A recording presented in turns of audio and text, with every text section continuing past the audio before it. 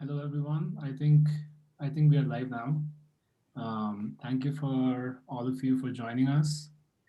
I'm really looking forward to the conversation that we will be having today. I'll start with brief introductions. My name is Aman. I'm a PhD student in the University of Wisconsin-Madison in the United States.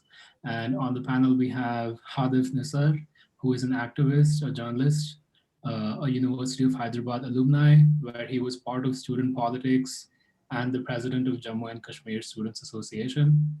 We have Nabiya Khan, a Jamia Millia Islamia alumni. She's an activist and a poet. And we have Apoorvanand, professor of Hindi at Delhi University. He has written for numerous media outlets such as the Indian Express, The Wire, and so on. He's an expert on higher education, and he recently edited a book called The Idea of the University, which is about issues of higher education. So I wanted to start by just doing some brief check-ins. I think we are in unprecedented times. We are in the middle of a pandemic. All of us have families, and the political situation in India is really troublesome. Feels like something bad happens every day. So if all of you could just like take a minute or two to just share with us how you're doing, what you've been up to, and what keeps you hopeful. And then we can start from there. Hadiv, do you want to go first?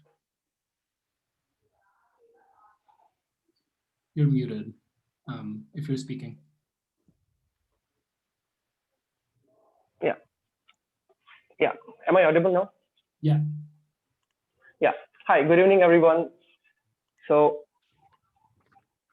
first of all, thanks a lot for having this, much important conversation about student activism in India, given the times that we live in.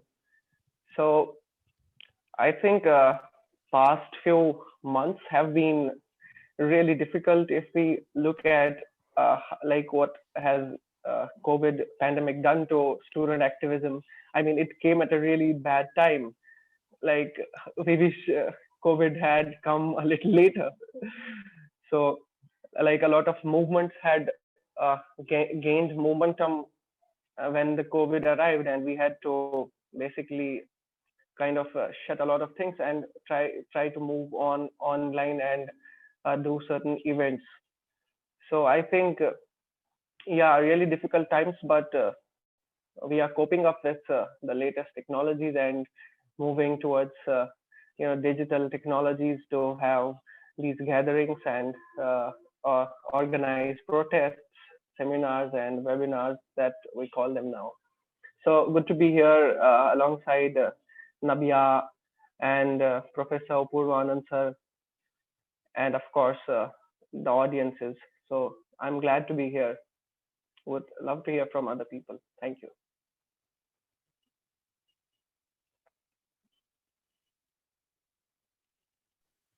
Navia, did you want to go next? Yeah, hi everyone. Thank you for inviting me here, for giving me an opportunity to speak my heart out. As Hadif said, that these are very difficult times. These are indeed very difficult times, especially for people, who protested against discriminatory laws such as CAA. So, for like past few months, I have been trying to carry on the fight which we were fighting, and then this pandemic happened. So like my focus in the past few months was to just keep raising my voice against the illegal arrest of all those anti-CA protesters who are leading anti-CA movement. And still the fear is looming around us, that there's so much police intimidation. All they have been calling us for the investigations and everything. My uh, our friends and so many various activists, they are in jail. So yeah, but yeah, we cannot lose hope, because uh, yeah, we have to carry the fight which these people who are in jail right now who left it. So yeah, that's all.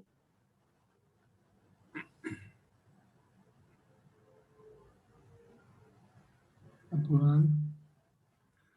Um, and thank you very much, first of all, for having this discussion. It's very important that we uh, talk about student activism, the state of student activism in India, and especially the kind of assault and attack that it is facing from the state. It's a state-sponsored attack on student activism across universities and across states in India.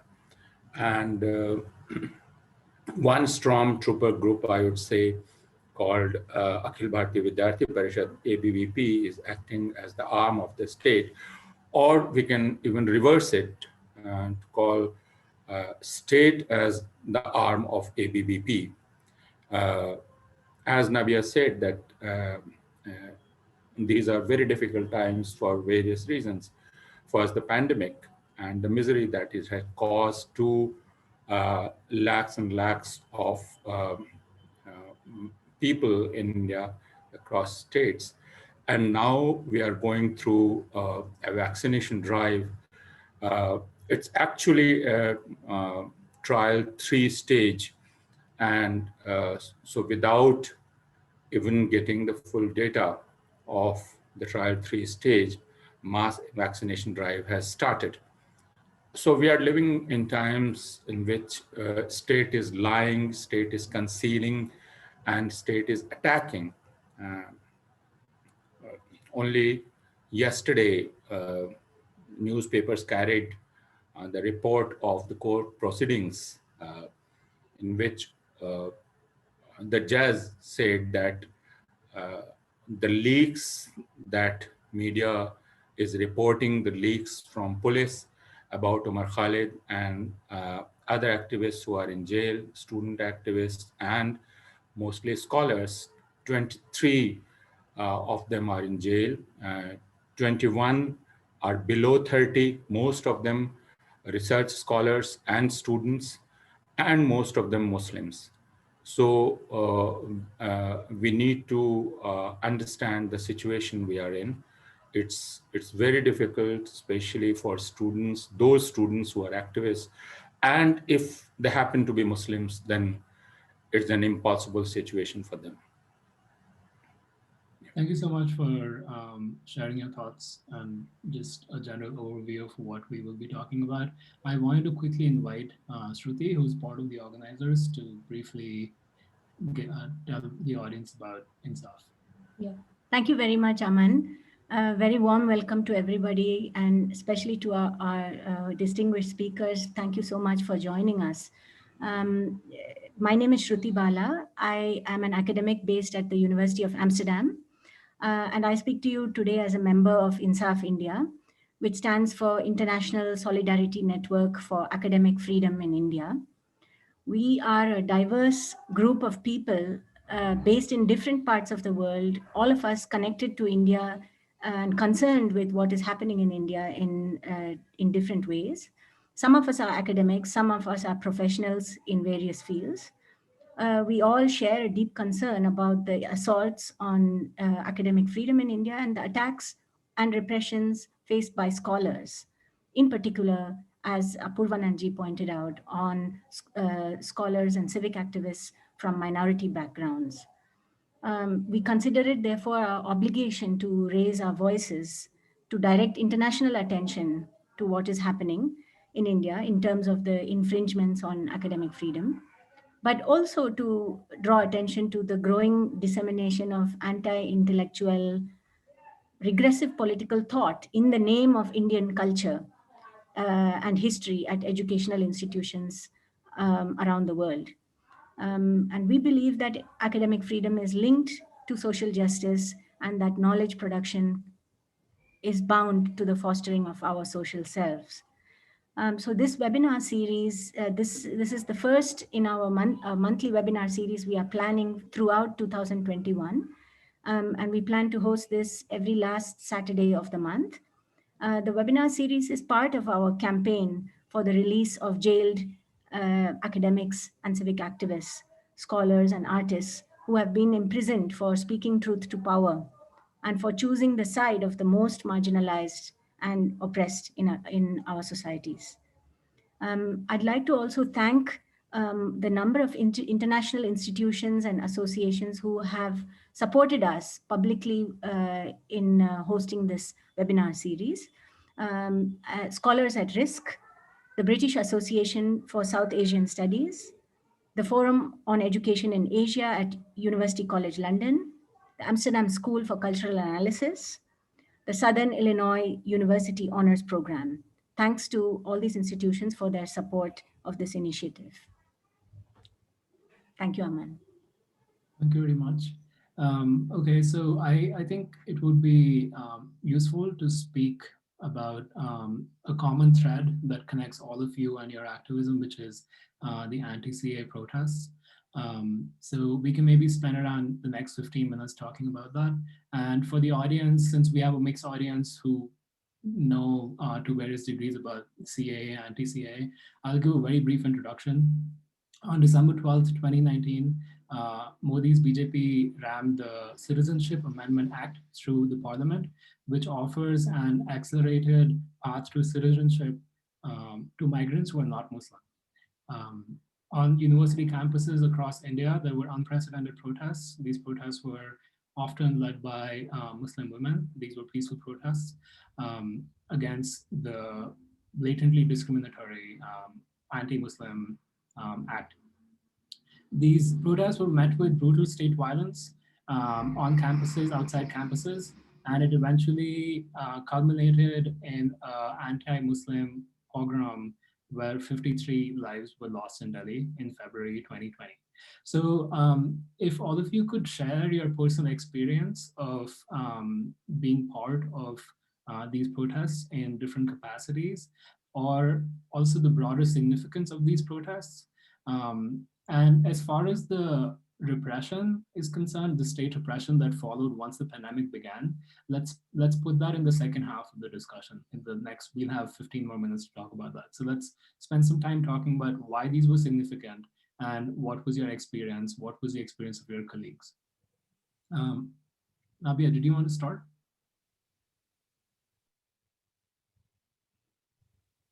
You are muted if you're speaking.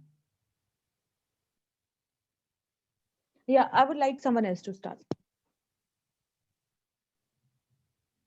Adif?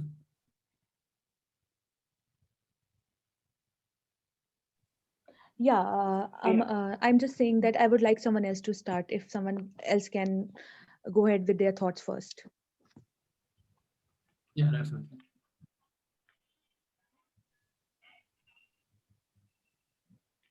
So, yeah, I mean, yeah, I can. I think I'll go ahead. Yeah, it's okay.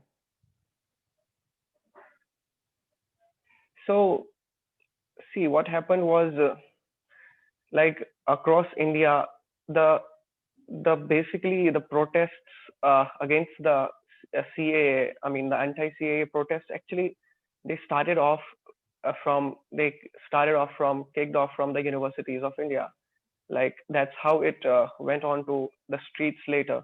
But it were the students, I mean primarily from the Jamia Millia Islamia, who took the lead and then led these anti-CAA protests against the government. Similarly, the protests were widespread in Delhi and other major parts of the country. Like I was based in and I am based in Hyderabad, so particularly I would share about how the experience was in Hyderabad, because Nabiya will have a better experience of sharing us with what happened in Jamia those days. So in Hyderabad, which is in the southern state of Telangana and supposedly ruled by a progressive party, the TRS. So there were widespread protests like across the whole city, and it were students again, even in Hyderabad, who took the lead of, who went against this CAA. We organized multiple protests. I mean, there were a lot of student parties that came together and under one umbrella of an organization which would have a lot of other organized like-minded organizations bearing the BJP's and RSS's ABVP. So majority, more or less majority of the students, whether it be from the Ambedkarite groups or left-leaning students, and particularly it was led by the Muslims. Muslim students were uh, like leading from the front these protests across cities, not just. So the idea was that we have to take these protests outside the university campuses, because more or less in universities you have a like-minded audience, and somehow it's easier to make them understand things, but the outside world is a little difficult than a university campus.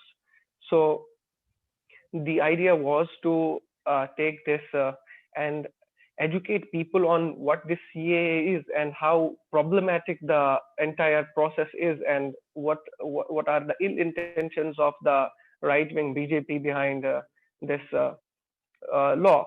So we also tried to organize such protests in Hyderabad. I was part of those protests actively.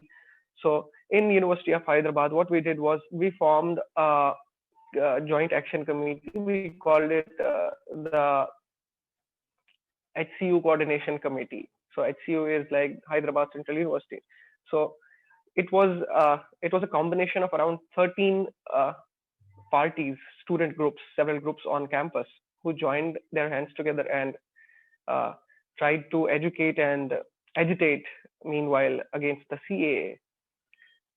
Multiple protests were done, discussions were held, but then ultimately we could, like, as I said, supposedly progressive ruled state by a particular political party, but then we also met with a lot of police repression and police presence on campus, though there was not violence as it happened in Jamia, but the protests were mostly peaceful. But then there was this certain kind of harassment that students had to face, if not from the police, but from the university authorities, because we have to. It's also important to mention here that the university authorities in India work in tandem with the government of India. So before even you could plan a protest, like when we release a poster of a protest, uh, so the police will come, we'll get notices from the university authorities saying that you can't do this, you can't do that, will be thrown out and all that, blah blah. So that was that was how we did it in Hyderabad, and similarly it happened in other cities as well. But the lead was taken in Delhi, Hyderabad, Bangalore, Mumbai, and across country such protests took off, and that's how later it escalated to certain other things, as you mentioned, that we'll be discussing those aspects in the second half. So I think, yeah, that's. Yeah, thank you very much for that. Apoorvanand or Nabiya, any of you, if you want to Aman, add can I something? go ahead now? Sure, absolutely, please. Yeah, so there was a reason why I wanted someone else to go ahead first, because I wanted someone else to talk about whole anti-CA movement in general. Then I'll talk about the most distinctive feature of this movement. And that feature is that it was led by women. Okay, and if Shaheen Bagh never happened, these protests wouldn't have turned into a whole movement. So these protests were first initiated as a reaction to violence unleashed by police on Jamia, on students of Jamia on 13th of December. Okay, we also what happened on 13th. I was there in the campus. Police was mercilessly beating people, and one of my friends told me that a policeman tried to choke him with his own shawl, and when they thought that he has died, one of the policemen said that chalo chalo ab mar gaya hai, and they left my friend, and they left from there. So that was the kind of brutality that students of Jamia faced that day. So women came out in large numbers to protest, as they believe that, if men would have gone out and protested, they would have met the same fate as that of the students. We all know that Muslim men are more vulnerable, as state has been trying to criminalize them continuously. So as a shield, as a protective shield, women started protesting against the atrocities of the police on Jamia students. It was like a do or die for them. When the Shaheen Bagh was there, I spoke to so many women, and most of them told me the same thing, that when the university spaces where where our kids go for education, when they have become so unsafe for our kids, what can we say about this country? So we are here to demand a safer and dignified life for our community and for our kids. So this whole anti-CAA movement, it not only helped Muslim women to reclaim their spaces, but also to redefine their roles. And we know Muslim women, they are they have different struggles. They have been discriminated on the basis of both their inter-community and their intra-community identity. They have been discriminated inside their community and outside their community. So Shaheen Bagh helped Muslim women. This whole anti-CAA movement helped Muslim women to seek equal participation in political and socio-religious affairs within the community, and as well as outside of the community. Like it literally challenged the offering of progressives to save Muslim women. They have led the whole anti-CAA protest, and they did it on their own terms. And uh, women, they protected each other, they were sharing their experiences with each other, and uh, also grasping many other values of a dignified and democratic life. So that was one aspect. What that was the I think the major and the most important aspect of whole anti-CAA movement. And then we saw how so many Shaheen Baghs emerged out of Shaheen Bagh. I think there were almost like I visited almost 15 Shaheen Baghs in Maharashtra, and they were so massive.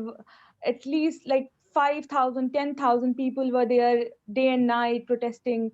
However, the nature was different because the idea of Shaheen Bagh of Delhi was different. It was based on Chakka Jam, but they were like sit-in protests. There were stages. People used to come in the morning, and they used to left at night. But then it has created the sense of solidarity. People, people cared for each other. They were taking care of each other, and that's what we are also seeing in the farmers' protest. So yeah, that's all. Uh, so Nabiya has put it very well. Uh, when this law came into force, uh, there were spontaneous protests across India, and especially Delhi and Uttar Pradesh and elsewhere. Before that, we must remember when it was not turned into a law, protests were happening in Assam, but they were mostly on ethnic lines to save Assamia culture, Ahomia culture, and Ahomia ethnicity. So it was very different in its nature. But once this law came into force, and uh, we must remember that when you talk about Citizenship Amendment Act or Citizenship Amendment Bill, uh, you have to couple it with the other drive, that is NRC, National Register for Citizenship. Without that, we cannot understand why Muslims got so upset with the enactment of CAA. Because as government claimed that we were not taking the citizenship of Indian Muslims. This law is to grant citizenship uh, to those who are facing persecution in their countries like Bangladesh, Afghanistan, and Pakistan. But coupled with it was the drive of NRC, and the Home Minister had made it very clear, and the Prime Minister had made it very clear that they will do both the exercises together. That is, in Assam, they say that first they will have this NRC, and through NRC, they will identify doubtful Indians or doubtful citizens. And if some Hindus are left out of NRC, then they will create a route through Citizenship Amendment Act, which will provide citizenship to them. So it was a very clear message to Muslims that Hindus would be accommodated, but Muslims would be pushed out. This was in Assam. And in India, they reversed the chronology. They said that first we will have CAA and then we will have NRC. So Muslims got the message that it was to oust them, it was to identify, and it was to put them in detention camp. And therefore protests started, and they were mostly led by Muslims, not mostly, almost Muslim-led protests. Uh, Jamia Millia Islamia and Aligarh Muslim University took lead, and we saw police brutality not only in Jamia Millia Islamia but also in Aligarh Muslim University on 13th and 14th in Jamia, and I think on 14th night in Aligarh Muslim University. Stun grenades were used by police, unprecedented and extraordinary. Uh, we saw broken arms, we saw students blinded by police. Uh, so the level of atrocity, and after that, on 19th of December, when people responded to a call by citizens on Ashfaqullah Khan and Shahadaddin, uh, 23 people were killed in Uttar Pradesh, and properties were seized. Notices were plastered all over with the photograph and pictures of those who had participated in the protests, and government announced that it will seize their property. We must not forget that Colin Gonsalves and Indira Jaising went to Supreme Court, requesting the Supreme Court to restrain Delhi police. But the Supreme Court said that if you want to come to us, you will have to first leave the street. So this, I think, was a very critical and crucial message from Supreme Court, that you cannot protest and you cannot claim protection from courts. So if you want protection from court, you better not protest. So this was the message from the highest court of India. And after that, government took cue from it, repression started. And as Nabiya said, that women then uh, conceived a very unique idea of Shaheen Bagh, and Shaheen Bagh spread all over India. More than, so far as my information goes, more than 200 spots emerged across India, small and big, sit-in protests, uh, mostly populated by women, Muslim women. But the sad part of this movement was that be it the Bharatiya Janata Party, the ruling party, started a hate campaign against this movement, telling Hindus that here are Muslims sitting and protesting the government move, which is to ensure citizenship to the persecuted Hindus from Afghanistan, Pakistan, and Bangladesh. So an atmosphere of hatred was deliberately created by the ruling Bharatiya Janata Party uh, and the government functionaries, leading ministers, led by the Prime Minister himself, because he said that you can identify the protesters by the color of their clothes. This is what they said. And this was a dog whistle. He's a master of dog whistle politics. And it was very clear that when he said this, that you identify them by the color of clothes, he was telling his constituents that mostly Muslims are protesting and they are your enemies. So this is how it panned out. Thank you very much for all your comments. I had I wanted Nabia to respond to how art and poetry were part of the protests. At least in my memory, the anti-CA protests were really unique in terms of the kind of beautiful art and a young generation of poets that were part of it, and how powerful the poetry was. And Nabia, you're definitely part of that group of amazing poets. So if you could just talk about how you conceptualize or how you view art and protesting. Yeah, and that's a very interesting question. So, speaking truth to power remains a crucial role of the poet in the face of a political media rhetoric, and especially in today's context, it's so important for a for poetry to be politically relevant. Okay, as there's this poet named Armitage. He says that there's something about poetry that is oppositional. It is a form of dissent. Even in its physical form, it doesn't reach the right hand margin. It doesn't reach the bottom of the page. There's something obstinate about it.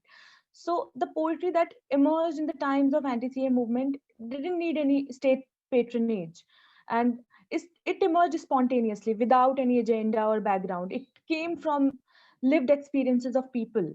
For example, there's a very famous poem by Amir Aziz. The title is Sab Yaad Rakha Jayega. So, it is a reminder that history will always remember crime against students of Jamia and JNU last year. So that is there. And I'm a poet, so one of my poems that is titled Aayega Inqalab Pehen Ke Bindi Churiyan Burqa Hijab. I wrote it as an ode to Shaheen Bagh. Through this poem, I wanted to reclaim both the hijab and burqa as both hijab, bangles, burqa as symbol of strength. And because bangles, they are being used duringly as a symbol of weakness. ठीक है, लोग बोलते हैं कि आपने चूड़ियां पहनी हुई हैं. So, and it was a Muslim hijabi woman who led a whole movement from the front, and it might upset so many people that Muslim women are strong enough, so they have no one to save, and they led this movement on their own. So the kind of poetry that emerged in times of anti-CA movement, the most distinctive feature was that it didn't need patronage from state, because art of any kind, it always needs some recognition from state, and that's how that's what make the poetry that emerged in the time of anti-CA movement different from the mainstream art. That's all. Thank you so much. And there is some very, really nice comment in the chat saying that you've been an inspiration, and thanking this person is thanking you, which is heartwarming. Let's spend the next 15 minutes talking about the repression that followed anti-CA protests. And by repression, feel free to talk about repression of other movements also. There is this whole discussion that we could have about Bhima Koregaon and the repression of anti-caste protests and protesters. I would like to start with Hadif, if he wanted to talk about his experience of legal harassment. If Hadif is around, Hadif, we can't see you. You're muted right now. Okay. So, yeah, like as I earlier said, there were students were not spared anywhere in the country. So what happened in Hyderabad was we had organized a protest. It was an anti-CAA protest jointly with the Maulana Azad National Urdu University. So we peacefully were marching towards the university entrance where the program was supposed to be organized. So the police tried to disrupt, etc., etc. The program went on peacefully, and so did we. Later, went back to our places. So what happened later was this particular program was in February 2020. So what happened was in October, like in the middle of the pandemic, we got police summons saying, we got to know from reports that we have been slapped with an FIR. There were 14 of us student activists who were actually booked by the Telangana police. And the content of the FIR in itself was like laughable. It said that we raised slogans against the central government and we were carrying placards. So therefore we were some criminals. So they charged us for breaching peace and said a lot of things. And in fact, later when this thing was reported in the media, so one of the police officers, apparently he told media that we tried to disrupt peace and harmony in that on that particular day, And also he had some information that we were again planning to do a protest, so that's why they are summoning us. It was in the middle of the pandemic. Like every student was, at their own respective places because the universities were shut. So it was a kind of it was a mental torture to all of us. We were all in panic, like what will happen now? If what if uh, more than us it were our parents, because we given the history, right? Given the history of like from the past few years at least, how the government has been dealing with student activists. They have been jailed, they have been called all sorts of names. So it was difficult for us to actually cope up with that police summons after, which came after around 8 months and had baseless allegations against all of us. So we later did respond to the police notice, and it was clearly a sort of an intimidation to intimidate us that these people should not protest again, to set a precedent, like we should not be protesting again. So that happened. It was, yeah. The case is, by the way, the case is still pending. We in fact wrote to the police saying that we clarified our stance, like the FIR should be dropped.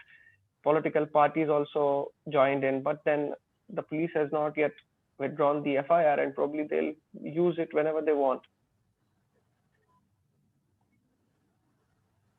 Yeah, thank you for sharing that. If any of you would like to continue talking about what repression has been like in the pandemic times and even right before the pandemic started, that would be great. Uh, we are talking about the repression uh, of the anti-CAA protesters and especially student activists. But we must remember that this government, uh, after assuming power in 2014, what we saw, and now it has become a pattern, that it has systematically criminalized student activism across India. So University of Hyderabad was the first to be targeted, where the student organization called Ambedkar Student Association was attacked by central ministers, and one of the activists, Rohit Vemula, a Dalit student research scholar, he he in fact committed suicide. He died by suicide, and it became a huge issue. But why was Ambedkar Student Association attacked? Uh, we must go back to the context, because Ambedkar Student Association, as the name suggests, is a student organization of Dalits, but it was raising the question of persecution of Muslims. And therefore, it was attacked by the ministers, the central government, calling it a hidden Maoist organization. That it was not really a Dalit organization; it was a pseudo, or it was a pseudo Dalit organization. It was in reality a Maoist organization. So Ambedkar Student Association was attacked. Before that, in IIT Chennai, they banned the Ambedkar Periyar or Phule Periyar Study Circle. And before that, there was an attack on the student agitation in FTII in Pune. They were protesting against the appointment of a mediocre or third rater as their chairperson, and they were attacked. So student activism across India, or student activists across India, were attacked. And after the attack on University of Hyderabad, JNU was targeted. This was 2016, February 9, when a small program was being organized by a small group of students. Umar Khalid was part of it. And ABVP raised objection because it was a program to mark the anniversary of hanging of Afzal Guru and also Makbul Bhatt. And ABVP lodged a complaint with the university authorities, and university authorities withdrew their permission. But the organizers, again, I would repeat, it was a very small organization. And they decided to go ahead with the program. And then ABVP came and they attacked the organizers. And so it was a scuffle between two groups of students.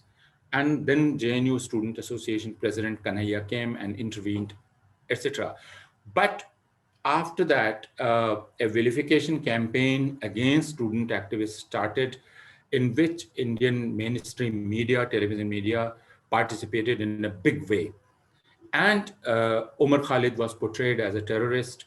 Kanhaiya was portrayed as a terrorist.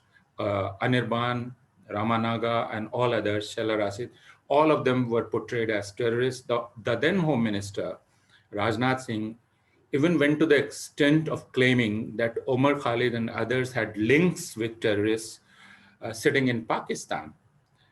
It was claimed that Omar Khalid had visited Pakistan several times. Omar Khalid didn't even possess a passport then. I think he doesn't even have a passport even now. Uh, uh, and then we know what happened. Kanhaiya was arrested, Umar Khalid was arrested, Kanhaiya was attacked in court premises in broad daylight, and Supreme Court refused to do anything about that. So this criminalization and intimidation of student activists was systematically carried out since this government assumed power in 2014. And after that, attack took place in Delhi University, Ramjas College, and other colleges. And it was made impossible for student activists to function, to work. Jamia Millia Islamia and Aligarh Muslim University were the special targets because they are seen as Muslim organizations. And it was repeatedly said by the central ministers that these are the two universities which deny reservation to Dalits and OBCs. So their minority status name need to be quashed, and they need to be made mainstream universities, so that Dalits and OBCs can avail reservation in these institutions. So we can see the kind of vicious mind which was working against universities and especially student activists, in which, as I had said right in the beginning, that the student arm of the Rashtriya Swayamsevak Sangh, which is a majoritarian Hindutva, an organization which believes in the supremacy of Hindus in India and elsewhere, the ABVP played a major role everywhere, in Jawaharlal Nehru University, in FTII, in Pune, in Jamia Millia Islamia, in Hyderabad. Everywhere, Akhil Bharatiya Vidyarthi Parishad appeared as the stormtrooper, as I said, of this government. So we can understand, then the central ministers pontificated that students have to complete their syllabi and they shouldn't indulge in other nefarious anti-national activities. Student activism was equated with anti-nationalism. And the motive of a soldier on the border facing 0-degree temperature, working in 0 degrees temperature, and these student activists enjoying the subsidized meal for which the poor taxpayer pays. So this was the propaganda carried out across India, and it led to creation of widespread hatred against these universities and students, and it's still there. If you go to villages in India, if you go to small towns in India, if you talk to people, they will say that these students are useless, these universities are useless. Students, in fact, indulge in anti-national and terrorist activities, and they should be weeded out. This has become now the common sense, which is the most dangerous thing, I would say.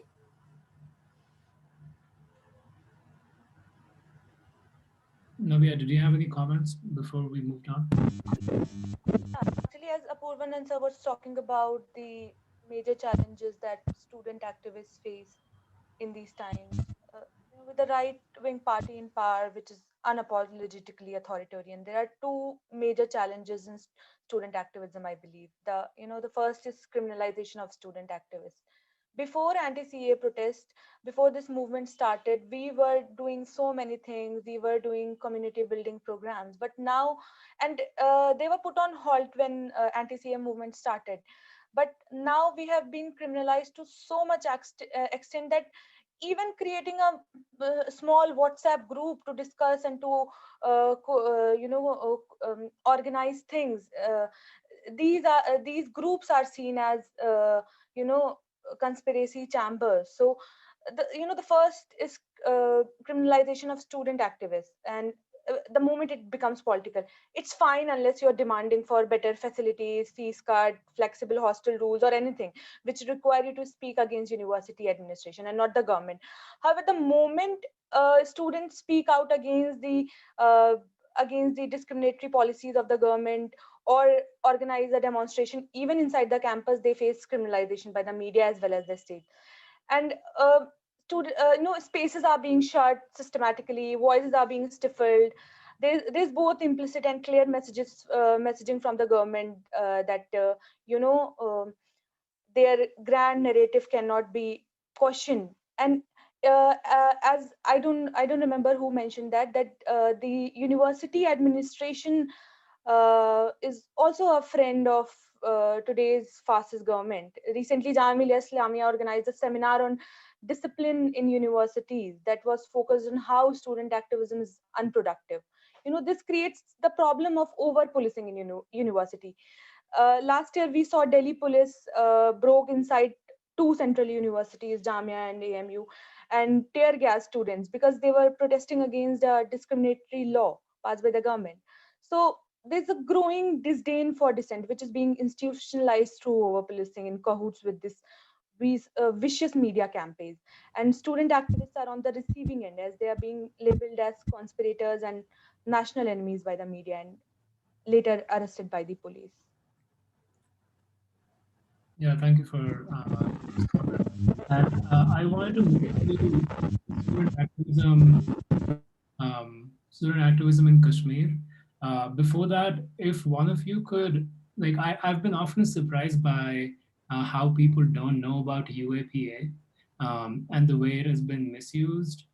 Not misused, it's like its purpose is to suppress dissent and it's being used for that purpose. Um, if one of you could just briefly talk about UAPA before we move on to talking about Kashmir, that would be really great. I can do that. I mean, if you want. Yeah, yeah. Only yes, only yesterday we concluded a 3-day consultation on how this law called Unlawful Activities Prevention Act is being used across India. So we heard testimonies from 14 states, from those who have been victims, from lawyers, and from human rights activists.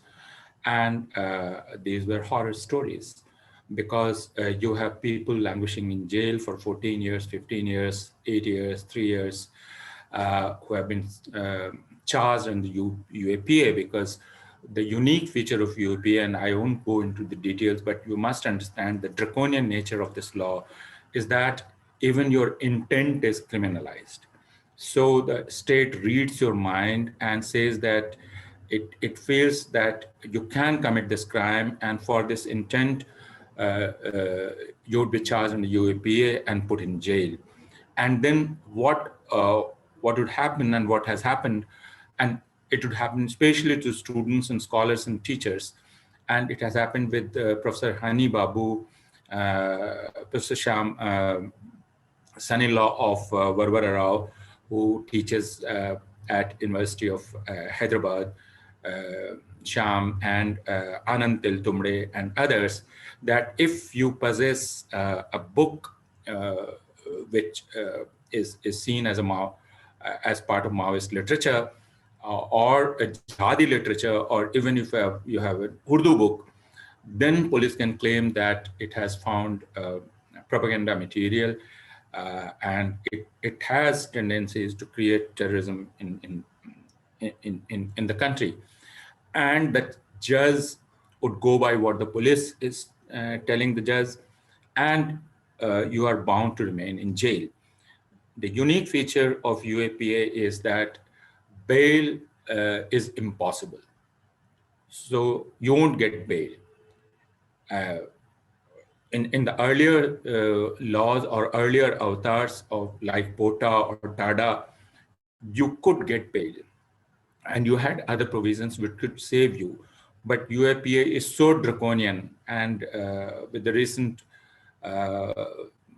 judgment of Supreme Court, which has made it more strident, uh, it has become a very useful tool for the governments to stifle or any kind of dissent. Uh, so what we saw in Delhi last year was that police created a case, an FIR. It was called FIR number 5920. And there are all kinds of I would say, laws which have been mentioned there. But this most crucial is the use of UAPA. So Umar Khalid in jail under UAPA, Natasha Narwal is in jail under UAPA. All 23 students and research scholars are in jail under UAPA, which would make it impossible for their lawyers to even secure bail for them. And trial won't start. Again, the unique feature of UAPA is that the police can keep postponing trial by telling the court that it is collecting evidence and it will file additional charge sheets. So first charge sheet, then supplementary charge sheet, then supplementary charge sheet, and trial won't start. As in Bhima Koregaon, you had mentioned Bhima Koregaon right in the beginning, and we must talk briefly 2-3 minutes about Bhima Koregaon because it involves the scholars, it involves professors, it involves my colleagues. This was a program organized on 31st December 2017 in a place called Bhima Koregaon near Pune, a city in Maharashtra. Now, it's a symbolic program which Dalits celebrate each year to as an assertion of their arrival, so to say, because a regiment of the British Army had defeated Peshwas. So they claim it as the victory of Dalits over Peshwa. So a program was organized to mark 200 years of this victory in Bhima Koregaon. Speeches were made, and it was mainly a program of Dalits. We must remember that. After the programs, when Dalits were returning, the participants were returning, they were attacked, and one person was killed. FIR was lodged against two persons, two leaders of, organizations linked with the ideology of Hindu supremacy. But what happened, another FIR was lodged against the organizers, against the participants and organizers and unidentified people associated with that program. And in the FIR, a claim was made that provocative speeches were made in the program which led to violence. And police started investigating in that direction. And then police came out with a very extraordinary, fantastic story that there was a network spread all over India of conspirators who were even trying to assassinate the prime minister, and police went on to raid houses and offices of human rights activists, teachers, scholars like Anand Teltumde, Hani Babu, Varvar Rao, Vernon Gonzalez, and others, artists of Kabir Kala Manch, who are singers, and 16 of them are in jail now. The oldest is Stan Swami, who works in Jharkhand, Ranchi, capital of Jharkhand. Uh, he was arrested. He works for tribal rights, and has spent decades away from his home state Tamil Nadu in Jharkhand, working for the most downtrodden uh, and dispossessed people. So, and Bhima Koregaon also, it has not yet reached the trial stage because UAPA has been applied here. And lawyers tell us that it's nearly impossible for them to secure bail for these human rights activists. So this is the nature of Unlawful Activities Prevention Act. We are coming out with a compendium and a booklet, uh, and we will soon release the recording of the consultation that we had uh, last 3 days. That will give you a clearer idea of what a horror story UAPA is. Yeah. You Thank you so wanted much. me to say something about UAPA. Just a Thank you few. so much. The popular imagination of the majority just doesn't see it as a problem. In fact, the majority just buys the narrative of the media. These anti-national accusatory tones, they just buy it and supports the false arrest of student activists. The danger always looming over the arrest, and the high-handed is not hidden from anyone. So that is there. Yeah, I agree. Um, so we have around 50 more minutes, and we should definitely spend a good amount of time talking about student activism in Kashmir, higher education in Kashmir, especially in the light of the abrogation of Article 370 on August 5th, 2019, where India revoked the autonomous status of Jammu and Kashmir, which is a Muslim majority region. And India and Pakistan both claim jurisdiction. They fought multiple wars. Both of these are nuclear armed nations. And following the removal of special status, India, which calls itself the largest democracy in the world, imposed one of the longest communication blockades that in modern history. All educational institutions were closed. The entire region was under complete lockdown. So obviously, I want to start by giving the floor to Hadif. Hadif, if you can just talk about the situation Yeah. right in the aftermath, and then your own experience, whatever you would like us to talk. Yeah. So oh, yeah. Before I speak about the student activism and the condition of Kashmiri students and post Article 370 abrogation, I would just spend a minute on the general criminalization of student activism in the country. So what happens is, look, with an absence of a strong political opposition after 2014, what happens is that it's the students who have emerged as the strong opposition to this right wing government in India. So therefore, to actually suppress the voices of students, this government is using various tactics to basically shut them up. So one simple tactic that they are using is, they are telling people, look, these bunch of kids are supposed to get an MA, get a PhD, and get a job and get done with it. Why are they protesting? What do they have to do with national issues? So they are misled. So that's one strategy. Like, these kids are misled. They are supposed to read. Why are they not reading? They are doing protests. There are, like, they'll bring up your age, saying somebody is a 33-year-old. Why is he still doing a PhD or something like that? So this is one strategy where they use their media highly and try to build a narrative that these people are misled. The other is to criminalize using state agencies and the law, misusing the law, when they tell you that these people are anti-nationals. So what happens is, this anti-nationals has been taken to such an extent that in universities over the past few years, you can't even have like an academic discussion over a certain thing, over a certain topic. Forget about Kashmir. Kashmir is like a horror and it's a nightmare to every, for example, Indian government. You cannot discuss Kashmir in India.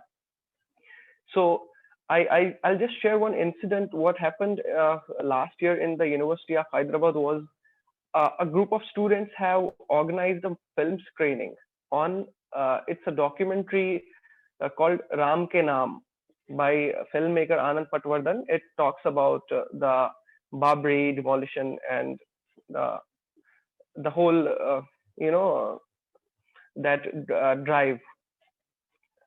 So what happened when this movie was, it was supposed to be screened in a classroom inside a university campus. So the moment the movie was about to be screened, you know, our doors were knocked by the police. The state police came in inside the campus. So they heckled students there. They took away the laptops. They confiscated the laptops, and they tried to take students, tried to detain them, saying that this, we have got to know that you are doing some anti-national activity inside the campus. So the students tried to reason with them, saying that this is a documentary. We are trying to have an academic discussion over something. So we are not. This is not something anti-national. But the police did not listen because they had orders from somewhere. They did not want to have a discussion on these topics. So there was a huge ruckus on campus, and they ultimately took the laptops of these students, and then they took away 6 students with them, detained them. So later we had to protest, build some media pressure, and few of the professors went to the police station, had some talk with the police officers, and later the students were released. So which was to say that, look, you can't even screen a movie in a campus. So that was one incident, and there were several other incidents where you tried to have just a normal gathering or a book reading session. The university authorities will later put curbs, saying that this thing is not allowed inside the campus, that thing is not allowed. They started banning student gatherings inside the campus. So that's how systematically this government is trying to suppress any sort of dissent, and their main targets have been students, because they are really scared of students. So they're really scared of students. So they try to target them from whichever way they feel it's suitable to suppress them. They do it. So that's how the situation is in India currently. So now getting back to Kashmir. So this was the BJP government. Whatever I was speaking about the BJP, it mostly happened after the BJP government came in power in India. But this is always a thing that what happens in India today, it has been happening in Kashmir since past many decades. So this criminalization of student activists and activism in India is happening after the BJP came into power. But in Kashmir, it was during the Congress regime that student activism was criminalized, banned. There are no student unions. You can't even have a student union. And even those times, students would be charged with, these draconian laws. That time we had PSA, Public Safety Act. So they would just, it also doesn't, you cannot get a bail, or they don't need any reason. You don't have to be produced before a magistrate. So anything, a student was put behind bars under PSA. And later what happened was UAPA was also used. So that's how, what happened in Kashmir is now happening in India. Even though, I mean, it would be an unfair comparison, because in Kashmir it's much more worse. We have been like living a difficult life there, especially the students. So coming to post 370, or before that, what happened was in July last year. So the criminalization of students in Kashmir, what happened was in July last year, a student who tried to raise some corruption issue in the Kashmir University was later charged with UAPA, and he is still in jail. His name is Aqib Ahmad Malik. So a master's student raised some corruption issue, then later put behind bars under the Draconian anti-terror law, saying that he was part of some protest some years ago. Intimidation. Sorry. Yeah.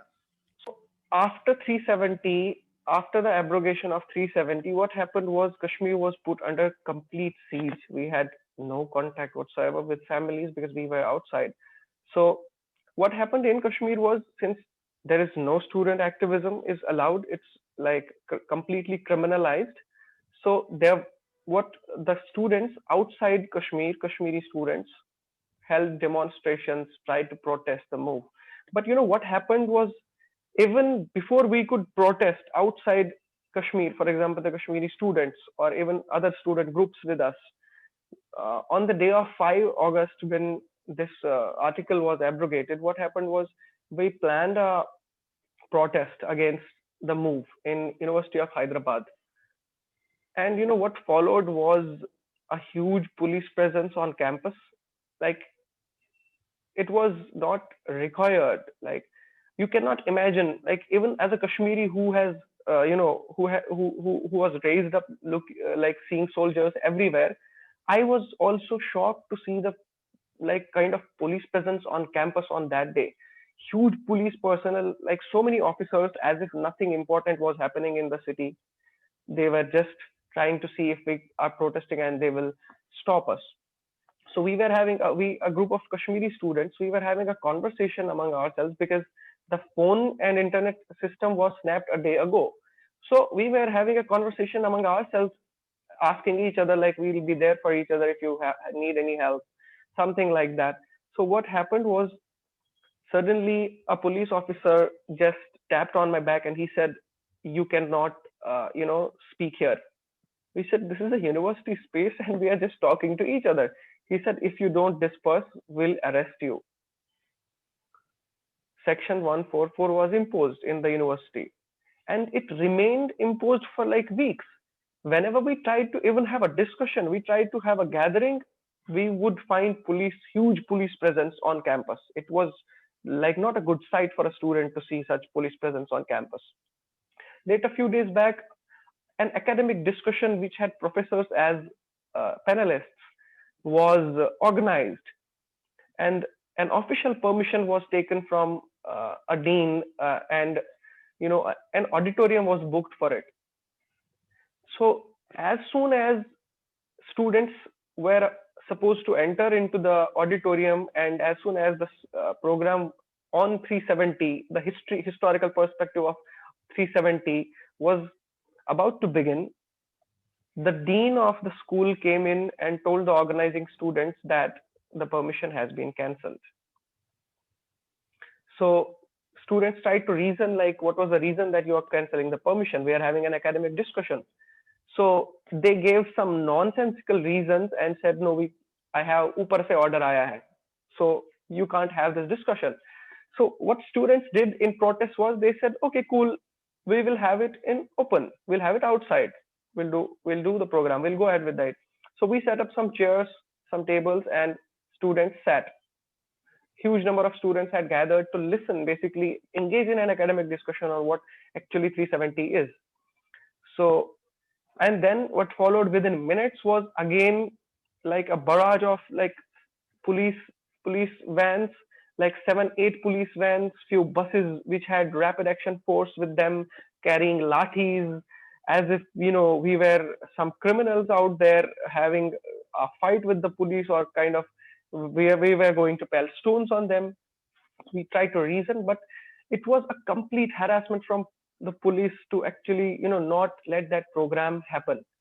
But somehow we managed to organize that program. But the larger message of such an action was like, you cannot have such programs, and we will decide what you will be speaking in classroom, and we will decide what movie you will watch, we will decide which academic discussions you will have.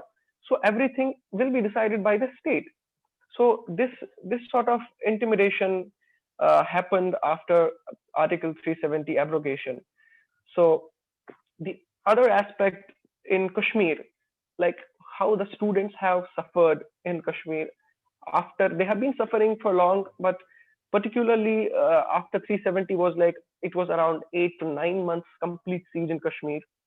So students could not, even the kids, they could not go to school. Colleges were shut, universities were shut. There was literally no academic work, going on in Kashmir, and no internet was there. There still is just 2G internet, which is again a problem, even given this pandemic.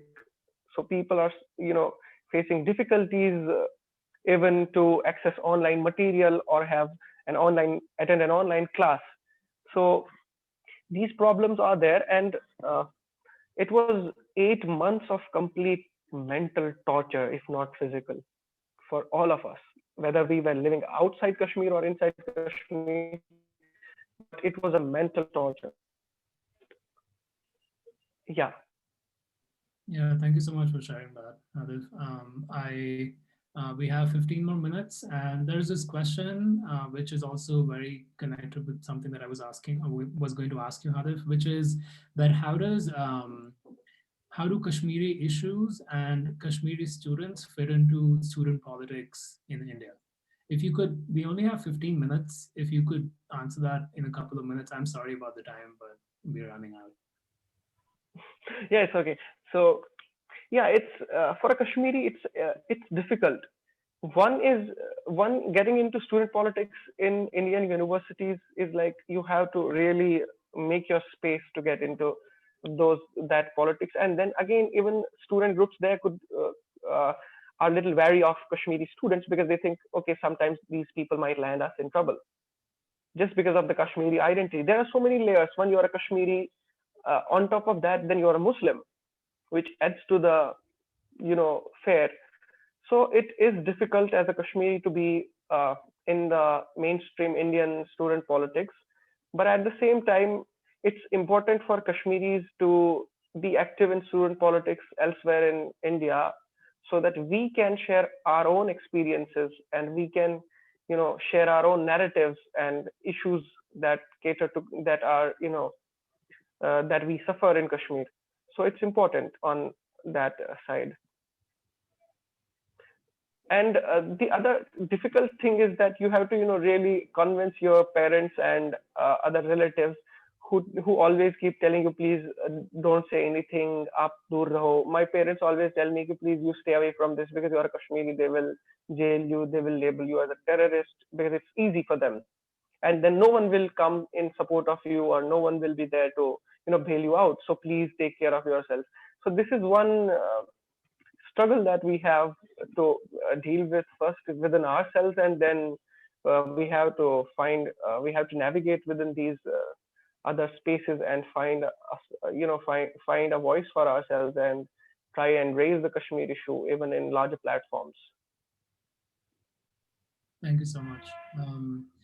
And the question that I'm getting from a lot of people who are able to join us is, how do academics and students and just people outside of India help or participate in these protests? Like what can be done? So if any of you want to take up that question, along with the question of what is the future of university and student activism in India looks like?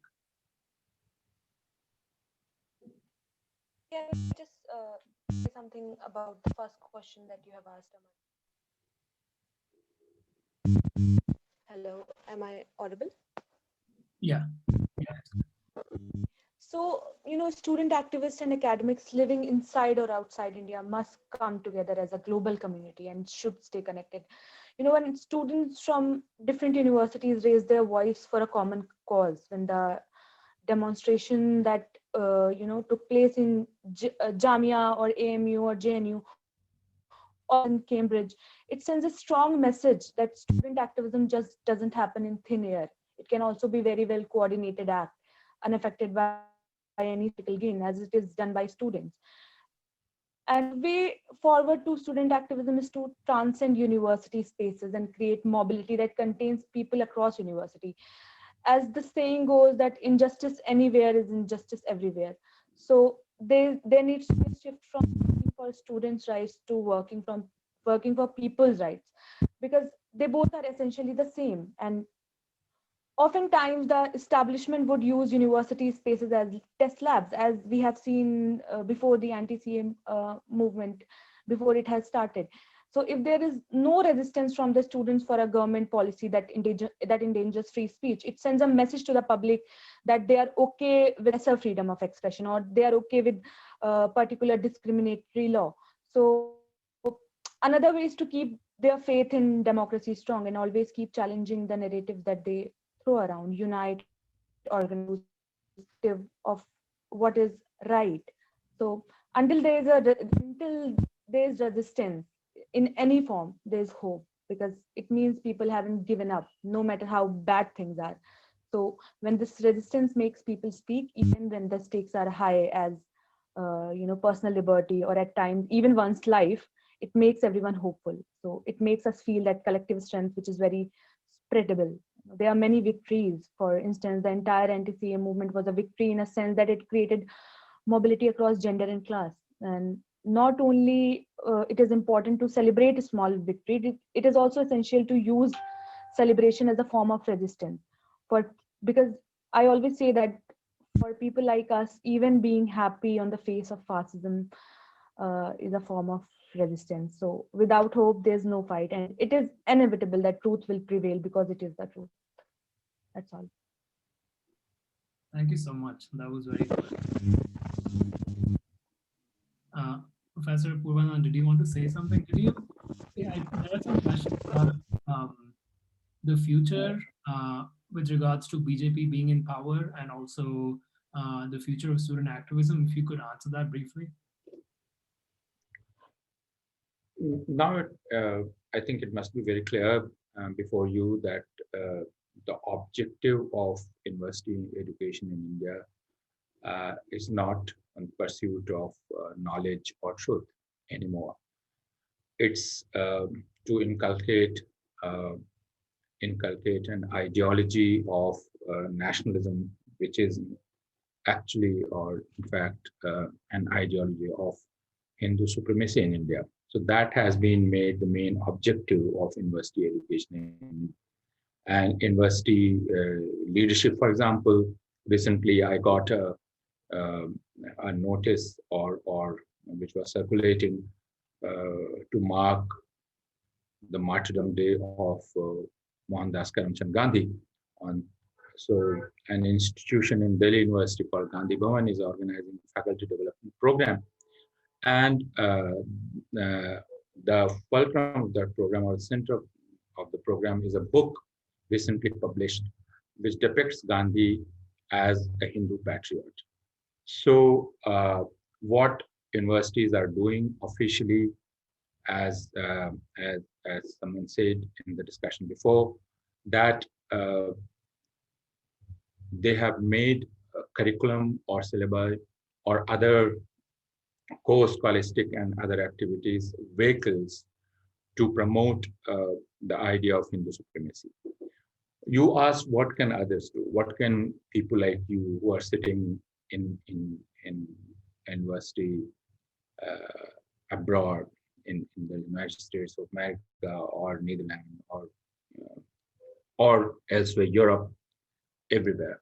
So we have collaboration. We do collaborate. Academics do collaborate. But for example, can you write a book on Aurangzeb in India and get it published without getting threat? Can you write a book on Akbar anymore, or Shivaji anymore, or any other historical or any contested figure or idea or anything without getting threats? So your publisher will ask you not to carry those objectionable parts. So you have one edition which is used in the United States of America, and the other Indian edition, which won't have those objectionable passages. So scholarship is now at risk in India. It's not scholars at risk. Scholars are definitely at risk. They will be jailed. They are already in jail. Some of us will eventually go to jail if this regime continues. But scholarship in itself is at great risk in India. And this is something the world or the world of academia outside India must take note of. If you are participating in an academic event organized by JNU or Delhi University, you need to realize that you are promoting or supporting a regime which is throttling academics in its own campus. So I don't know what would be the instrument, what would be the means, or what would be the initiatives that can be taken. That is something which people will have to decide based on their specific situation. But first thing is for the world to take note of it. Second, as Nabiya said, that we need to act as a world community, a community of scholars, sans borders. So, for example, very soon we will mark 1 year of arrest of Sharjeel Imam. He is a research scholar. He was pursuing research in Jawaharlal Nehru University. So how would the world of scholarship react? Is it strictly an Indian matter, or would the world react? And after that, Khalid Safi, and after that, other scholars of Jamia Millia Islamia who are in jail. So we have 300 days, 200 days, 100 days. We are marking. So this is what Nabiya said, that we do need your solidarity, we do need your attention, and we do need you to tell Indian universities that what you are doing is you are making yourself unqualified to collaborate with us. Because if the objective of a university is to inculcate nationalism, then there is no scope for scholarship to happen. For example, why should an African student or Bangladeshi student or a Jamaican student or a European student come and study in India? If the objective is to inculcate Indian nationalism as portrayed by this ruling establishment, so can it be an objective of a scholar coming from outside India? Cannot be. And therefore I say that we need to think about the dire situation in India that scholars are facing, scholarship is facing, and keep expressing solidarity, and also tell university authorities that what they have done through their action is they have made their universities laughing stock in the eyes of the world of universities or academics. Thank you so much. For those who could join us today, I wanted to mention 2 reports that were published last year. Both are on academic freedom, the deteriorating condition of academic freedom in India. One of them is by Nandini Sundar from Delhi University and Gawar Fazili from Ambedkar University. You can search for the report. It's titled Academic Freedom in India, a Status Report 2020. And the authors submitted this report to the UN Special Rapporteur on the protection and promotion of right to freedom of opinion and expression. It's a really good report. It goes over a lot of things that we could not get the time to discuss. I'm sorry about the background noise, by the way. That we could not discuss. Like, there are a lot of soft pressures in terms of appointments into top administrative positions in universities, changing the syllabus, changing the history. So I would highly recommend that report. And the other report is by Scholars at Risk, which was published in 2020. They publish an annual report, and the 2020 report has a detailed chapter on India, which outlines how the situation has worsened over time. And it's definitely worth taking a look at. We can end with a poem from Nabiya, but before that, I wanted to briefly tell you about the next webinar by Insaf. So our next webinar will focus on why academics need to support the ongoing historical farmers' protest in India. The manifesto of the Bharatiya Kisan Union Ekta Ugrahan includes a demand for the release of arrested students, academics, and civic activists. This organization, BKUEU, recognizes that these intellectuals and activists have consistently stood against the practices of land grabbing for mining and other industries, the illegal nature of several developmental projects, and raised concerns about India's increasingly authoritarian pro-corporate modes of governance. The confirmed guest speakers include Harinder Bindu, who is the president of BKU Ugrahan Women's Wing, who has been working tirelessly to organize and educate, in particular, women in Punjab about the wide ramifications and intended impact of the proposed farm laws. And then there is Surinder Jodhka, who is a professor of sociology at JNU. He has written extensively on agrarian structure and change, as well as caste politics in India. And lastly, Shreya Sinha, who is a postdoctoral researcher in Department of Geography, University of Cambridge. She works on the political economy of development and agrarian change in India. So with that, I hope you can join us next time. And thank you so much for joining us this time. And let's hear a poem from Nabiya before we say goodbye.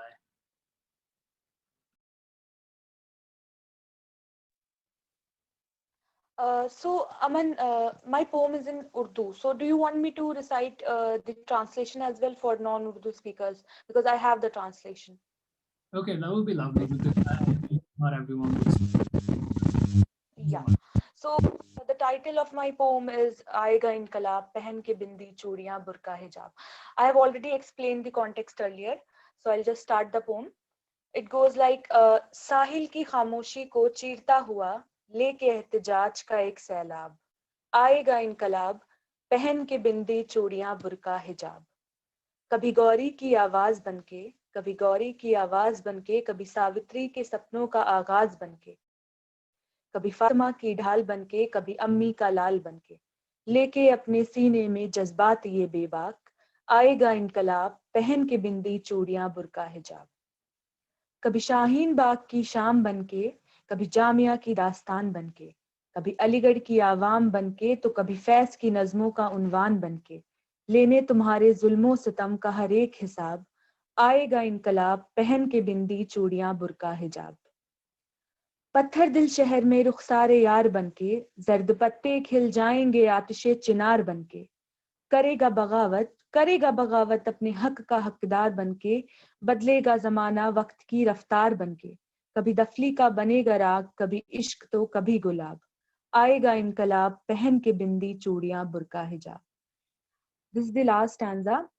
तुम ढाओ जमाने पे तलखियां, तुम ढाओ जमाने पे तलखियां, सावरकर का पैगाम बनके, वो फूल बिछाता चलेगा अंबेडकर का संविधान बनके, अपनी जिल्लत का हिसाब लेगा एक शाहीन इंसान बनके, हो जाओगे तुम खाक हिटलर का अंजाम बनके, उठाएगा तुम्हारी झूठी खुदी का निकाब, ढाएगा तुम पे अदल और सितम का हिसाब, कलाब, पहन के बिंदी चूड़ियां बुर्का हिजाब, आएगा इनकलाब. Now I'll read the translation. This translation was done by my friend Tehum Sadiq. It goes like, pervading through the silence of the seas, in the eye of a storm, a resistance plies. Draped in a wheel in a woman's guise, the revolution will rise. On occasions in the voice of Gauri, on occasions in the dreams of Savitri, like in aegis of Fatima and the son of a mother in despair, with fervor like fire, untethered, mobilized. Draped in a burqa, bindi, bangles, in a woman's guise, the revolution will rise. In the emphatic evenings of Shaheen Bagh, in the slogan-laden chronicles of Jamia, surrounded by the dissidents of Aligarh in voice like the elegies of Faz, to settle the issues of injustice, oppression, and lies, draped in a burqa, bindi, in a woman's guise, the revolution will rise. Like the face of my beloved in a city filled with gloom, the browning leaves will turn into a chinar in bloom. In the light of what was stolen, the righteous will rebel, as the world will break out of a tumultuous spell, as the war drums begin to sing the songs of love of flowers and skies, draped in a burqa, bindi, bangles, a woman's guise, the revolution will rise. And this is the last stanza. When the earth is scorched by the bitterness of Savarkar, the justice of Ambedkar will send torrents down the sky. And in the clear sky, a falcon of truth will then soar as you vanish into nothing like a furrow had once. To lay waste to your masquerade, to witness your demise, draped in a burqa, bindi, bangles, in a woman's guise, the revolution will rise, the revolution will rise. Thank you so much. Thank you so much to Nabiya Khan for joining us. Thank you so much for doing what you do, for fighting so bravely. We love you and we support you, and we are also trying to fight ourselves. And I hope that the future brings solidarities that are global, and that we will win. I will see you all around, hopefully next month. Bye. Have a nice day. So much. Thank you so much. Thank you. Thank you. Thank you so much. Thank you.